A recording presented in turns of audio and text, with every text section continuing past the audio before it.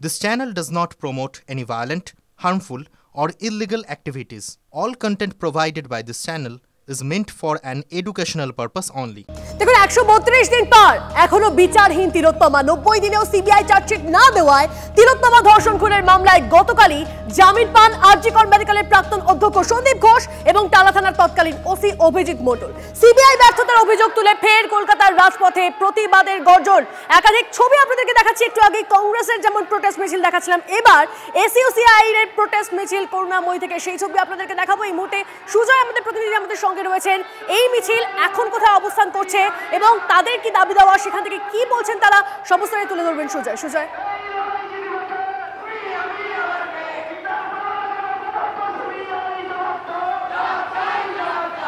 তনিষ্ঠা, আবার কলকাতার রাজপথে কান পাতলে শোনা যাচ্ছে উই ওয়ান্ট জাস্টিস স্লোগান। তার কারণ গতকাল এই তিলোত্তমা ধর্ষণ ও খুনের মামলায় জামিন পেয়েছেন সন্দীপ ঘোষ এবং অভিজিৎ মণ্ডল, এবং 90 দিনের মাথায় চার্জশিট না দেওয়ার কারণে তাদের জামিন হয়েছে। তারই প্রতিবাদে প্রতিবাদীরা আবার রাস্তায় নেমেছে।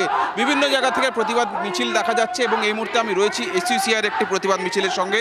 যে প্রতিবাদ মিছিলটা করুণাময়ী থেকে শুরু হয়েছে, সল্টটেক করুণাময়ী থেকে শুরু হয়ে সিজিও কমপ্লেক্স পর্যন্ত যাবে এবং সিজিও কমপ্লেক্সের খুব কাছে পৌঁছে গিয়েছে এই মুহূর্তে এসইউসিআইয়ের এই প্রতিবাদ মিছিলটা দেখতে পাচ্ছ। সামনে তরুণ লস্কর থেকে শুরু করে এসইউসিআইয়ের অন্যান্য নেতৃত্ববৃন্দরা রয়েছেন এবং তাদের দাবি একটাই যে প্রমাণ থাকা সত্ত্বেও, তাদের অভিযোগ এটাই যে প্রমাণ থাকা সত্ত্বেও কেন সন্দীপ ঘোষ এবং অভিজিৎ মণ্ডল তাদের জামিন হলো, তাদের জামিন পেয়ে যাওয়ার জন্যই ক্ষোভে ফেটে পড়েছে একদিকে জুনিয়র ডাক্তার থেকে শুরু করে সমস্ত প্রতিবাদীরা, যাদেরকে আমরা দেখেছিলাম তিলোত্তমার এই নৃশংস হত্যার পর যারা রাস্তায় নেমেছিলেন, প্রতিবাদে গর্জে উঠেছিলেন, আবার তারা প্রতিবাদে গর্জে উঠেছেন। এবং এই মিছিলটার পরেই আবার একটি মিছিল রয়েছে, কিন্তু এই সল্টলেকেই বিধাননগর থেকে শুরু হয়েছে সিজিও কমপ্লেক্স পর্যন্ত আসবে সেই মিছিলটাও।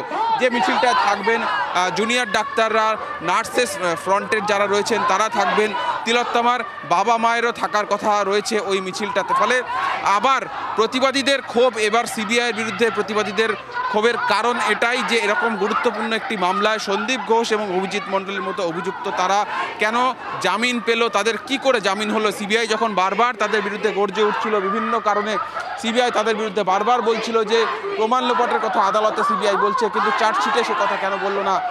এই কারণেই কিন্তু সেই প্রতিবাদীদের ক্ষোভ। এই মুহূর্তে দেখছো সিজিও কমপ্লেক্সের যাওয়ার যে রাস্তা, সেই রাস্তার দিকে প্রবেশ করলো এই মিছিলটা এবং তাদেরকে সিজিও কমপ্লেক্সের যে গেট, সেই গেটে পুলিশের তরফ থেকে আটকানো হবে।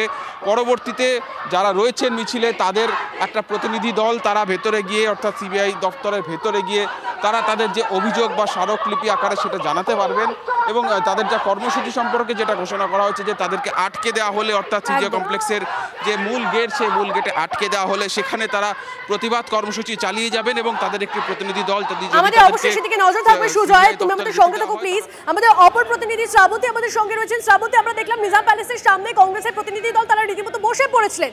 এখন কি কথাবার্তা বলে তারা ভেতরে যাওয়ার অনুমতি পেলেন, নাকি এখন কি পরিস্থিতি সেখানকার?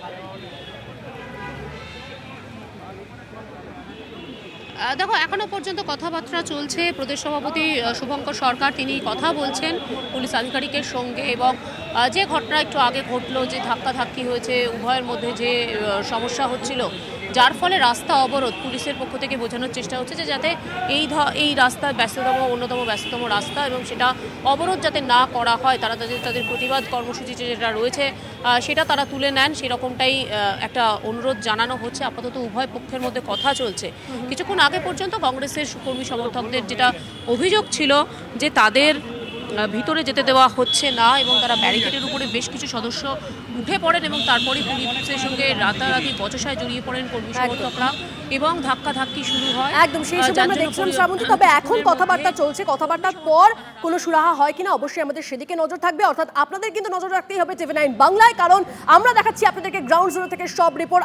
আমরা দেখাচ্ছি আপনাদেরকে ফের পথে প্রতিবাদ এবং ফের পথে উঠছে উই ওয়ান্ট জাস্টিস স্লোগান। নজর থাকুক আপনাদের TV9 বাংলায়।